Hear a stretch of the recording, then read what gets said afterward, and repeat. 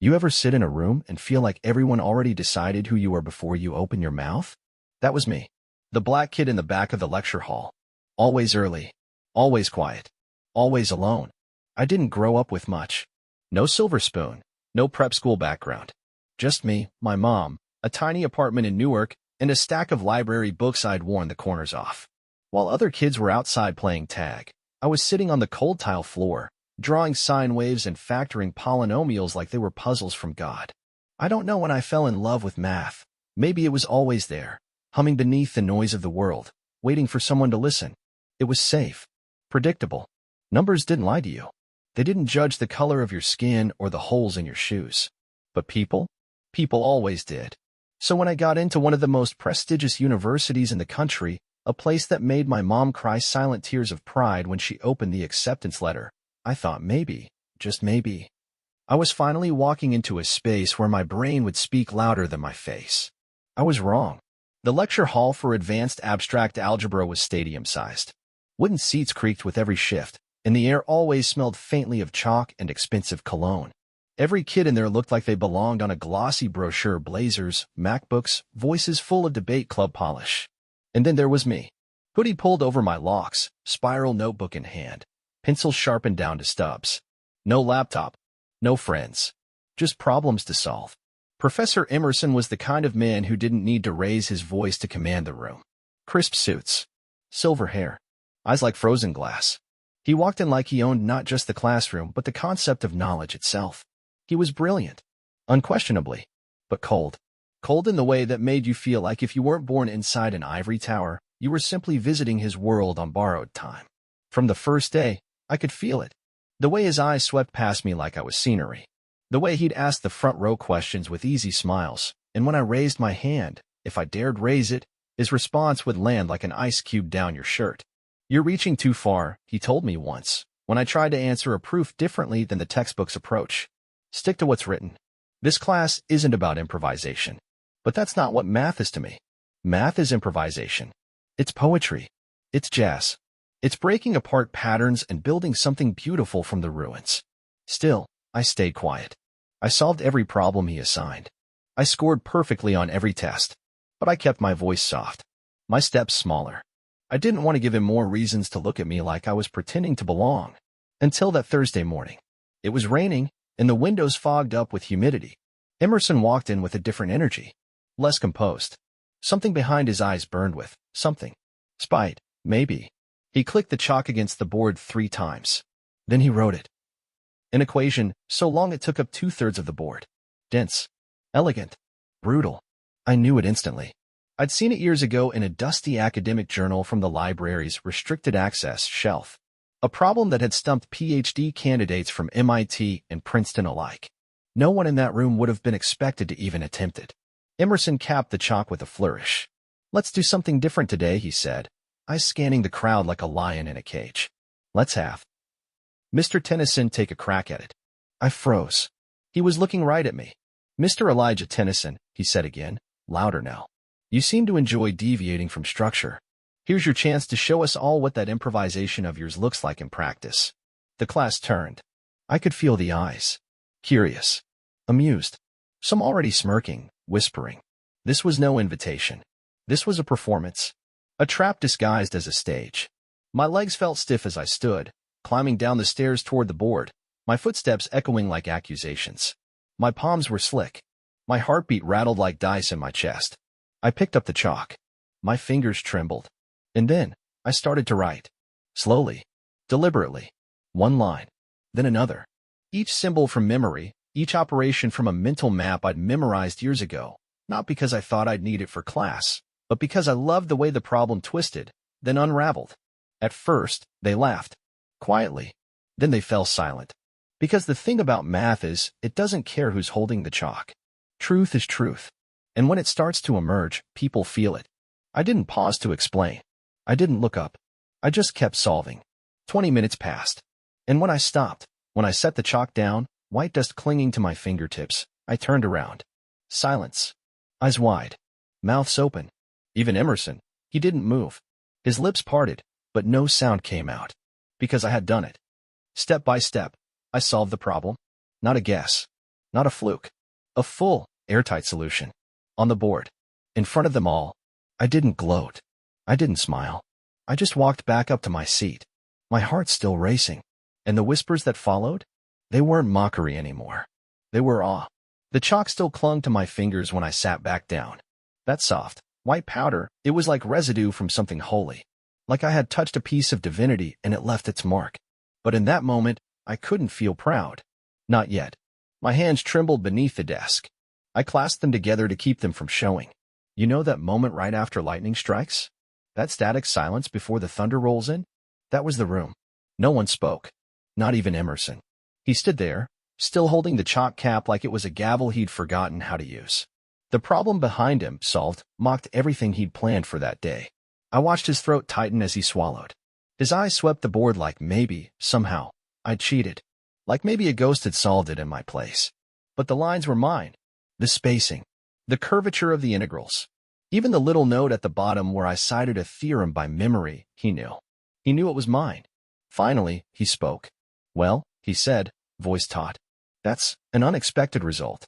He turned around, looking right at me. No warmth. No smile. Just the cold shock of someone who thought they were holding a leash only to find the dog could bite. Did you memorize this from somewhere? There it was. The question that gutted me. Not how did you know this? Not what was your thought process? Not even the acknowledgement that maybe, just maybe, I belonged up there. Just suspicion. A subtle accusation wrapped in the folds of a question. I lifted my head, meeting his gaze. No, sir, I said quietly. I studied it. Years ago. A few students turned to look at me again, curiosity shifting into something else. Reverence? Maybe. Or confusion. As if I were a glitch in the simulation they had always trusted. One where brilliance only came in certain shades and spoke with certain accents. Emerson folded his arms. And where exactly did you study this problem? In the archives at the Newark Public Library, I replied. They have a collection of old academic journals. I read them after school. Some of the problems didn't have published solutions, so I worked through them. That was the truth. I remember the dusty magazine covers. The faded ink. The dim light in that corner of the library where I used to sit on the carpet with a borrowed calculator and notebook filled with eraser shavings. The professor blinked. A laugh escaped from the back row. Not mean, just incredulous. You mean to tell us, Emerson said, each word landing like a pebble dropped in water, that a public library in Newark gave you access to something students at MIT haven't solved in years? No, sir, I answered. They gave me the problem. The rest, I found. And I swear, there was a flicker in his eyes then. Not admiration. Fear. He looked at me the way someone looks at a fire they thought they'd put out. The class began to murmur. Someone whispered, did he really solve it? Another voice, bro just cooked Emerson on his own board. And still, I sat there. Quiet. My pulse thundering in my ears. I didn't want this moment. I never asked to be the center of it. But it was here. And now the weight of it pressed into my chest like a hand daring me to rise or disappear. Emerson cleared his throat. Well, he said again, more brittle this time. Class dismissed. Just like that. No review. No homework. Just the scraping of chairs as students filed out, some stealing glances at me like I had morphed into something unreal. Like a statue they hadn't noticed was gold until it started to shine. As I gathered my things, I felt a tap on my shoulder. A girl named Hannah.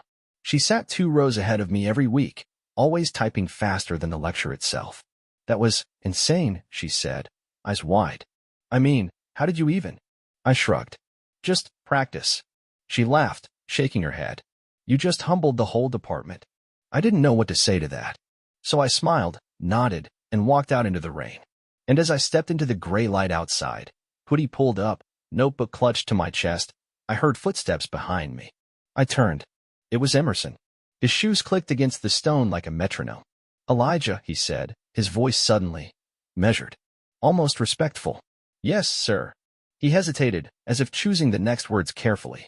Would you be interested in joining my graduate research seminar this semester? I think your insight could be valuable. There it was. A door. One he hadn't offered me before.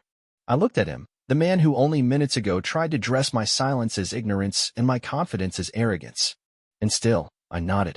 Yes, sir. I'd be honored. Because I wasn't going to let pride steal from me what I'd already earned.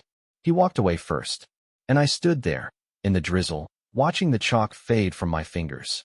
For the first time in years, I didn't feel invisible. I felt seen. They say lightning never strikes the same place twice. But in the days that followed, I learned something different.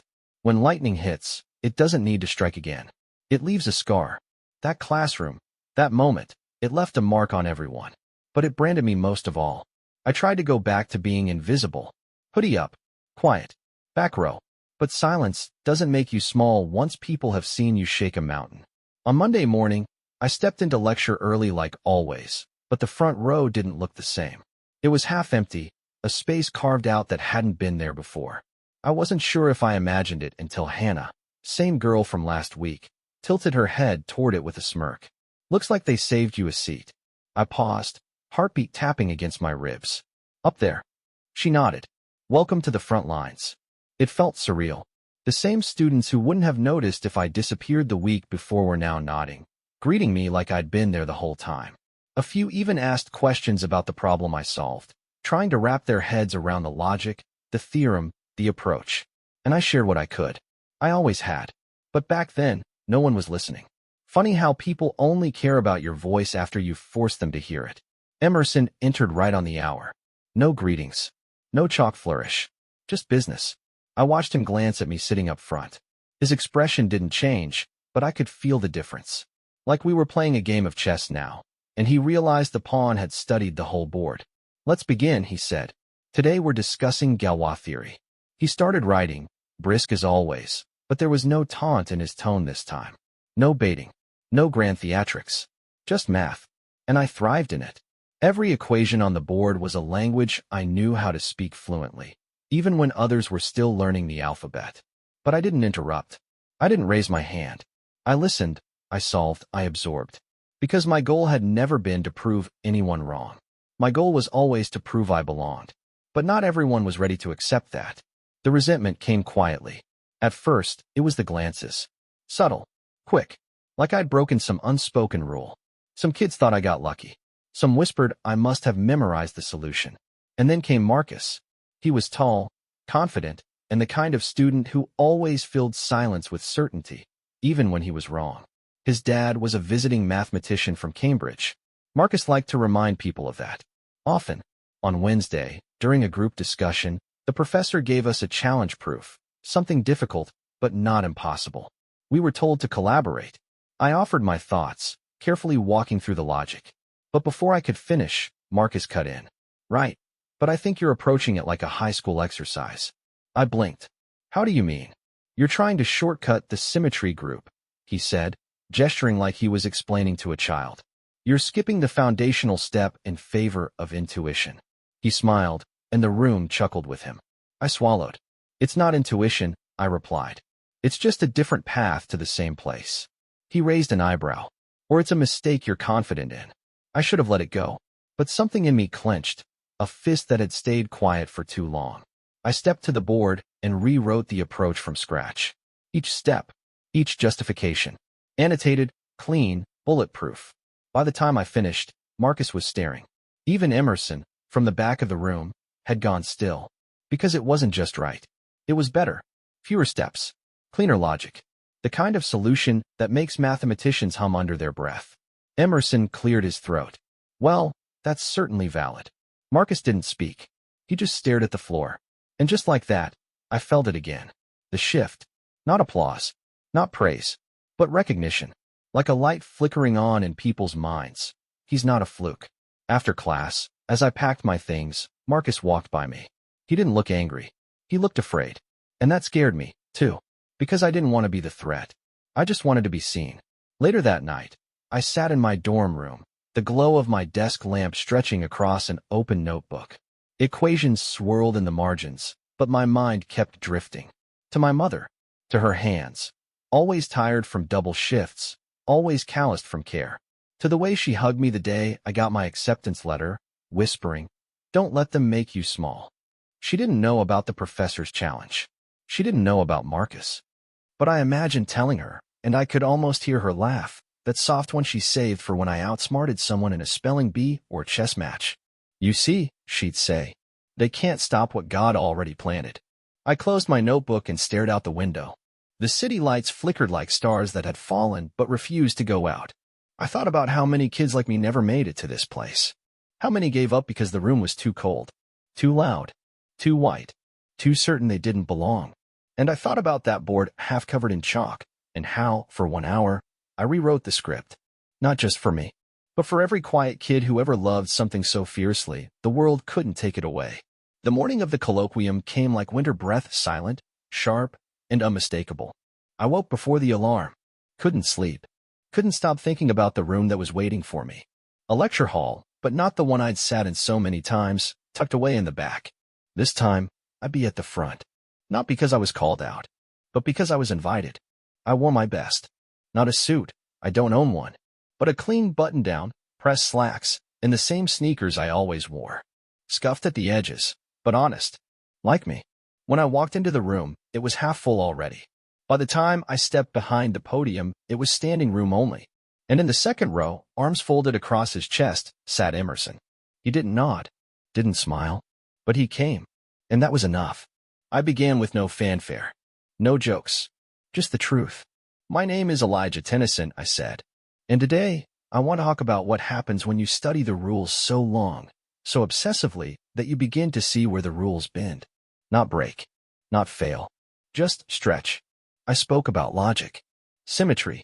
The places where mathematical rigor collides with imagination. I walked them through the patterns I saw, the way numbers spoke to me like phrases in a second language, one I didn't learn from any professor. As I wrote across the whiteboard, I saw it in their eyes. The shift. Respect is quiet. Reverence is quieter. No one interrupted. No one whispered. For 30 minutes, they listened. Not because they were waiting for me to mess up, but because they knew I wouldn't. At the end, there were questions. Real ones. Thoughtful. Challenging, even. But none of them doubted I could answer. When it was done, they clapped. A few people even stood. It wasn't a roar. It was more sacred than that. The kind of applause that says, "We see you now." Not as a surprise. Not as an exception. But as one of us. I stepped off that stage and Emerson stood in front of me. For the first time, he extended his hand. His voice was low, even. "Well done, Mr. Tennyson." I looked at his hand. Thought about the day he tried to humiliate me. Thought about the weight of that chalk, and the silence I'd carried like armor. I shook it. "Thank you, Professor." And just like that, the balance tipped. Not in arrogance. In equity. A week after the colloquium, I got an email from the university. A research fellowship. Fully funded. A stipend. A seat at the graduate-level seminar I used to sneak into from the hallway, just to listen. And a key. A literal key. To the mathematics building's after-hours lounge. Reserved for senior researchers and faculty. That night, I walked those halls alone. The same ones where I'd once been overlooked, brushed past, talked over. And I unlocked the door. Not because someone let me in. Because I had earned the right to be there. Inside, the room was quiet. One of those old, wood-paneled lounges with chalkboard walls and deep armchairs. I sat down and opened my notebook. There were more problems to solve. Always. But I paused, just for a moment, and thought of my mother. Thought of her unlocking our apartment door with tired hands, humming gospel under her breath. Thought of the first math workbook she bought me at the dollar store because I wouldn't stop asking how long it would take a train to catch up with another one. I wish she could see this. Not the key. Not the lounge. But the way I looked at the board now. Not with fear. With purpose. That's the thing they never teach you in class. Success isn't the opposite of struggle. It's because of it. Because I sat alone with textbooks when no one invited me to study groups. Because I kept my head down when they tried to laugh me out the room. Because I solved problems not to prove I was better, but to prove I was enough. So to the kid out there, hoodie up, hand shaking, whispering equations to yourself because no one else is listening. I see you. I was you. And someday, they'll call your name too. Not because they finally gave you a chance, but because you took it. Quietly, boldly, with chalk-stained hands, and the fire they never saw coming. If this story hit you like it hit me, maybe it's time to start talking about it. These stories matter. And if you want more like this, stick around. We've got more coming.